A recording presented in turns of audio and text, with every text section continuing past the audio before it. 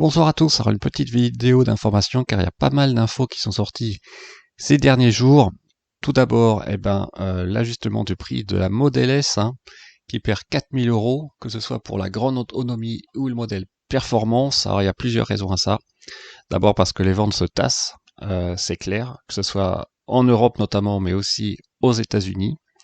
Ça c'est le premier point. Et ensuite, la sortie en parallèle de la Lucidaire. Vous voyez, j'ai reçu ce mail hier qui va sortir un modèle à 60, en dessous de 70 000 $ avec une autonomie de plus de 400 miles. Et ben, ça met un petit coup de pression, on va dire, sur Tesla. Ça y est, la concurrence arrive, mais en fait, bon, la baisse a priori de la Model S et aussi de la Model X en vente, c'est aussi dû à un énorme succès de la Model 3 et aussi probablement de la Model Y à venir. Model Y, qui d'ailleurs va être produite en Europe à Berlin, si tout va bien, et qui va utiliser le nouveau pack de batterie.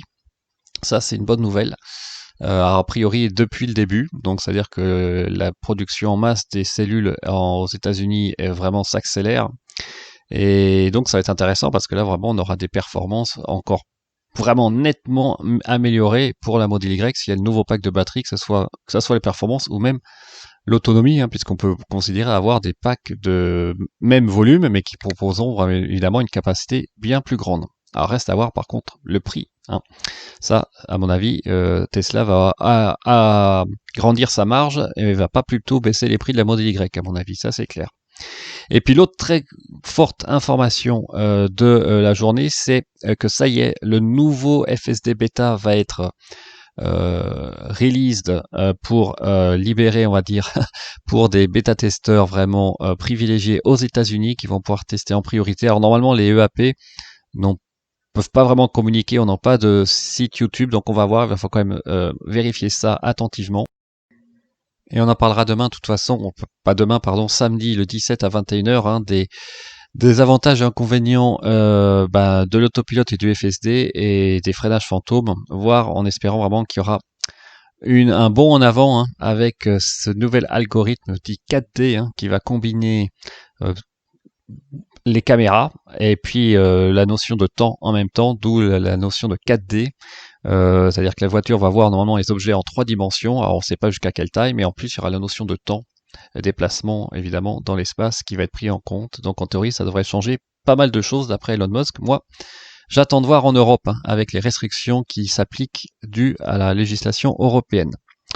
Et l'autre grosse nouvelle aussi, c'est que la Model 3 évolue. Alors la première évolution, c'est que vous savez, on a eu il y a quelques semaines la boîte à gants qui se fermait avec un code. Et maintenant, ça fait sens puisqu'ils vont, a priori pour un nouveau modèle en tout cas, mettre un port USB où on pourra mettre le support de mémoire pour le mode Sentinelle afin de protéger cette fameuse clé USB ou disque dur, puisqu'à l'heure actuelle, c'est facile. Si on vous casse la vitre, il suffit de voler la clé dans la console centrale.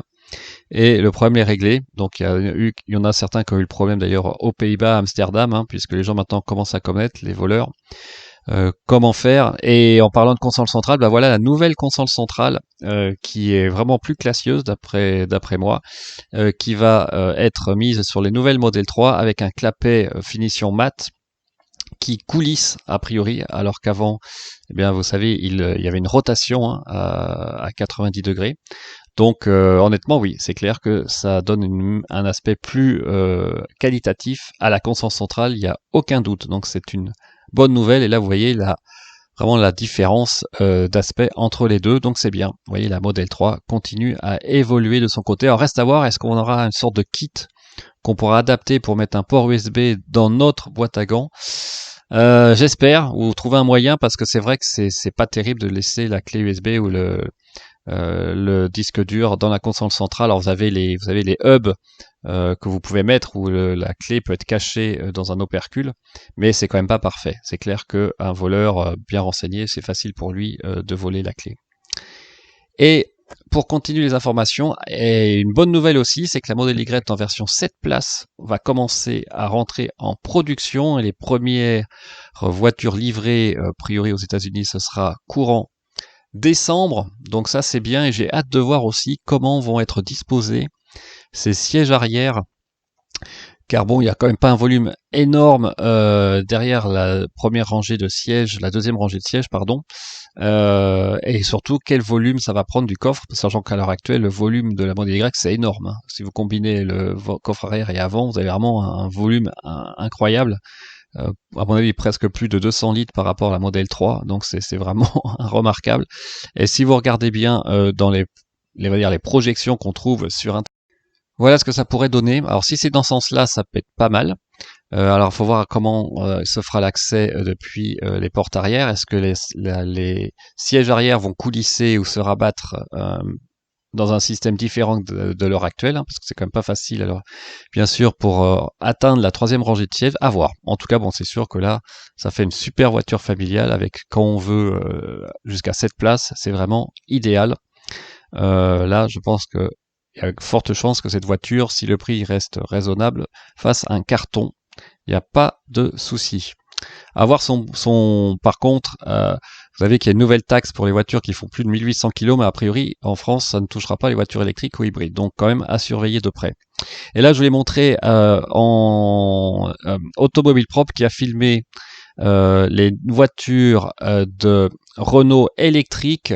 Donc, d'une part, la Dacia Spring, dont on va reparler les caractéristiques plus tard, et puis après, là, la future voiture électrique, ou plutôt le concept e-Vision avec une toute nouvelle plateforme qui sera partagée aussi avec Mitsubishi et Nissan, qui aura deux tailles a priori en termes de longueur, et qui pourra par exemple pour la Mégane e-Vision équipée d'une batterie de 60 kWh qui donnerait une autonomie d'environ 450 km WLTP. Donc vous voyez, ça progresse quand même bien avec un 0 à 100 en moins de 100 secondes, à peu près 200 chevaux, 217 chevaux, un chargement en courant continu jusqu'à 22 kW, courant alternatif, pardon, jusqu'à 22 kW en triphasé, et en courant continu jusqu'à 130 kW, donc, et un poids de 1650 kg, pour une longueur à peu près de 4,20 m.